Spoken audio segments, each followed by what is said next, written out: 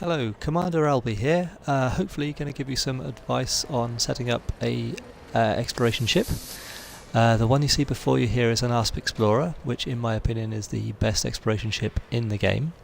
Another good one would be an Anaconda, but you'll generally find that while it's got a fantastic jump range, it's a little bit more sluggish to handle, which can be particularly problematic if you're trying to land on high G planets. Right, to begin with, we'll look at the core internals. Just go with lightweight alloys, because the more weight you put on the ship, the lower the jump range becomes. The power plant I generally leave till the last thing to choose. Ideally you want to go with a D-spec one, because that will increase your jump range, because D-rated gear is the lightest stuff you can actually put on your ship. I've got 4D thrusters. I didn't go with the 5D, obviously for the sake of jump range, but I went with a 4D so that I've still got some reasonable thrusters, because when you're landing on planets, it can get a bit tetchy with some lower graded thrusters, because obviously you've got so much weight and not enough thrust to actually keep you from smashing into the planet. The frameshift drive, you always want to go with the highest grade frameshift drive you can for an exploration ship. This will give you the best jump range. So in this case it's a class 5, so it's a 5A frameshift drive. A D-rated one would be lighter but wouldn't have as great range in terms of jumping. I will illustrate this here. A 5D I'd drop down to 16.8 light years jumps compared to the 44.13 that I'm actually currently expecting. Life support. If you're going deep out into the black, life support is less of an issue, because basically it'll give you about 25 minutes. If you get an A-rated one, it'll give you about 25 minutes of air to actually get you back to a station. Now that's not going to work if you're at Sagittarius A, for example. So go with a lightweight one of those, and obviously derate it. In fact, I may actually even choose a smaller one. Oh, actually, no, it won't allow me to, so let's scrap that. Now, power distributor. With many ships like this, if you're trying to go for jump range, you'd, as I say, go for a D-rated one. But I've gone for a 4A one instead, because, as I said, if you're landing on planets, sometimes you'll need the extra power in the distributor to actually give you more thrust. I've myself found myself hurtling towards a planet a little bit too quickly, getting close to the ground, and had to point my ship up and basically hit the boost button to actually lower my descent. With a D-rated power distributor, you probably wouldn't have enough power to do that more than once before you'd actually have to wait about a minute or so for the distributor to fill up again. So yeah, 4A power distributor for myself, in order to actually, like I say, protect myself obviously when I'm trying to land on planets. Now sensors, you don't need to worry too much about sensors, because these are used for detecting ships and targeting ships and things like that. You'll find very few of those out in the black anyway, unless you go to obviously the particularly high density places where everyone goes, like Jacques Station for example, where obviously you may find a few other players out that way. But in terms of NPCs, if you're in the Anarchy systems outside the bubble, you're not going to really see any NPC ships. Fuel tank, always go with the biggest fuel tank for the built-in internal one. It usually comes with it by default with the ship, but some people like to drop it down to obviously get the increased jump range. But you'll find that occasionally when you're out in the black, you'll encounter stars that are not scoopable, and you may encounter a run of those for a few light years, where it takes about 3 or 4 jumps to actually find the next scoopable one. You can of course retarget your route, which I'll go into in another video, to actually direct yourself directly towards a scoopable star, but as a general rule it's best to keep the internal fuel tank as it is, just so that you can at least do usually 3 or 4 jumps In this case, I think with this ship I can actually do considerably more than that, before I have to sort of start plotting routes to find scoopable stars. Now, in terms of optional internals, start at the top. I always use the largest compartment on there for the best fuel scoop I can get. I could get a 6A fuel scoop, but 6B fuel scoop gives a very good scoop rate. I think it's about 0.75, yeah, 0.75, which is good enough to have to just very lightly graze a star in this ship to top up the fuel tank on each drop into a scoopable star. I see I've actually got an extra fuel tank on here. I think I'm going to get rid of that because I don't know why I actually put that on there in the first place, and I'm going to sell that to actually get the increased jump range. And as you can see, that's increased my jump range from 44 light years to 47.7. So the extra fuel you carry, even if your extra fuel tank is empty, the computer, when it tries to calculate your route out in the black, it always uses the calculation based on your fuel tanks being completely full, and if you're carrying any cargo racks, also the cargo racks being completely full. So that's again increased it, by getting rid of that cargo rack, has increased it again to 48.7. Now, I recommend carrying an auto field maintenance unit. I've not had to use these very often. It depends on how careful you are out in the black, but you can come across things which are unexpected. If you're doing a long distance journeying, then of course you can actually sometimes find you get a bit drowsy and you can lose focus, in which case you can make mistakes quite easily. So a field maintenance unit is always handy because it can repair most of your internals. The things that it cannot repair are your power plant, so you need to take care of your power plant, and it cannot repair your hull.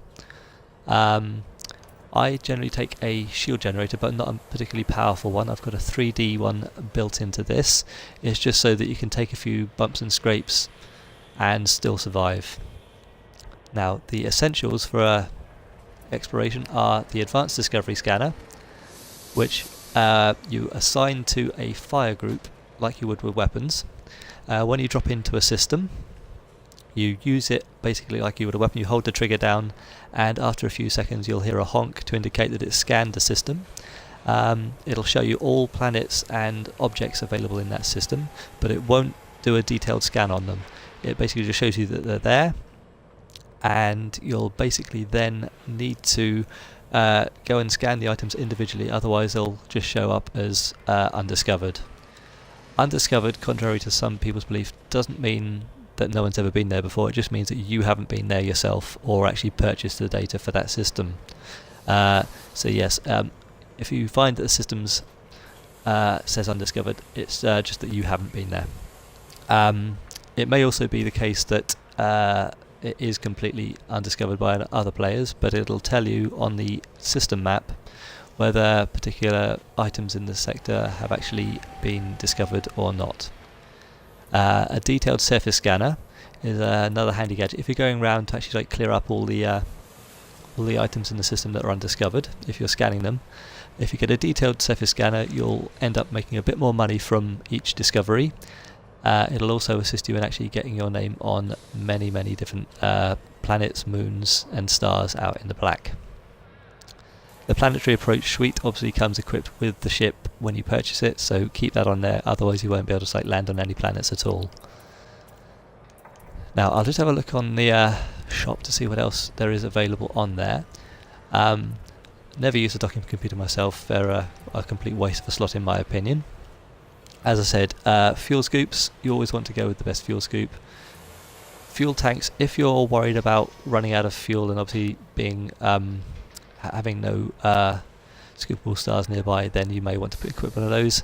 That might be particularly handy if you're going to the outer edges of the galaxy, but if you're heading in towards the centre, you shouldn't have any problems finding scoopable stars out in that way. Now, every one of these other items is pretty much useless to explorers, in my opinion. They're just sort of stuff to use when you're in the bubble. Now, another point with the field maintenance units, I a lot of people, when they go out into the black, they carry 2 of these. Now you can synthesize ammunition for the autofield maintenance unit, so it's not for that purpose. The purpose generally is if you're out for a long time. Some people have been out exploring for a year at a time, so it's obviously you want to take the best care you can in that case. But they'd often take 2, so that if one field maintenance unit gets damaged, you can actually repair it with the other one. Right, now onto utility mounts. The only thing I generally use on a utility mount when I'm exploring are these little buggers, heatsink launchers. They are saviours if you drop into like a neutron star, or if you drop out of supercruise on a black hole or something along those lines. If you're trying to get back into supercruise or jump to another system, you will find your ship heating up very, very quickly if you've dropped out right next to one of these, because they put out a lot of heat. So I'm going to top this up with heatsink launchers.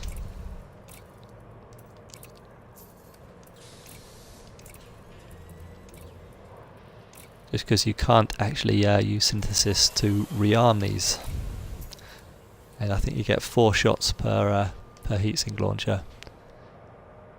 So ammo available too, but I think it's 3 or something in there anyway. Right, in terms of hard points, completely empty. I don't carry weapons when I'm exploring, primarily because adding weapons just increases the power draw. It also adds weight to your ship, which again drops your jump range down. Now, for the core internals, as I was mentioning, I leave the power plant to last, primarily because you don't want to have too little power, because if you have too little power you have to keep switching systems off and on to actually get them to work. But I'd like to have a little bit of power excess available. Here I've got 11 megawatts used when retracted, or when deployed. That leaves about 4 MW available spare, and I find that if you leave a little bit of extra available, then it seems to help with your overheating. You don't tend to overheat so much. I'm not sure if that's such a big deal, obviously exploring, but I try to do that with my combat ships as well. So it's just something I like to do. You probably could get away with using, as I say, a lighter one, but I'm not sure if it actually allows you to actually. I'm not sure if a 4D would actually give me enough power. Have a quick look. Oh, it's not. I can't actually buy one from the station, so never mind. So yes, my insurance cost is just a little over $1 million for this build. So yeah, explorer ships are not massively expensive to insure, primarily because most of it's D-rated rather than fully A-rated on the ship. Right. Just trying to think if there's anything else there. Yeah, obviously I've got like my festive livery on the ship there, and my it's on there. Not essential, of course, but it's just something I like to actually just to put on my ships. Here we are. Set the fire group reminder. It tells you that obviously on your fire groups you want to set up a fire button for each of these. Advanced Discovery Scanner, I always have that on number 1, which is the primary right trigger. So when I jump into the system, just hold the right trigger and it'll automatically start scanning the entire system. The Detailed Surface Scanner is a passive system, so it doesn't have to have a trigger to launch it. It basically just activates when you target a planet or a star and just get close enough, and it'll start scanning automatically as long as it's in your main reticle. Now, heatsink launchers, I'd normally attach these to a button as well, but I won't, because I've actually gone into the settings and actually changed a few key bindings. So I've actually got heatsink launcher set to holding B and pressing right bumper, and that will activate one of my heatsinks. This is easy enough to do. You basically just bring up your sorry, I just pressed the wrong button there. Wait for it to bring up the menu. There we are. Just go into options and controls,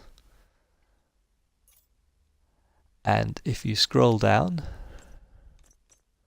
I can't remember which one it's under. Is it under cooling, deploy heatsink. Yeah, under cooling, deploy heatsink. You can see there I've got it set to B plus right bumper. It'll tell you if there's any conflicts with any currently existing setup. If you choose a particular button combination for it, and you can choose to either accept it or and overwrite it, or just leave it as it is. But yeah, basically that's setting up the ships. I'll continue on my next video.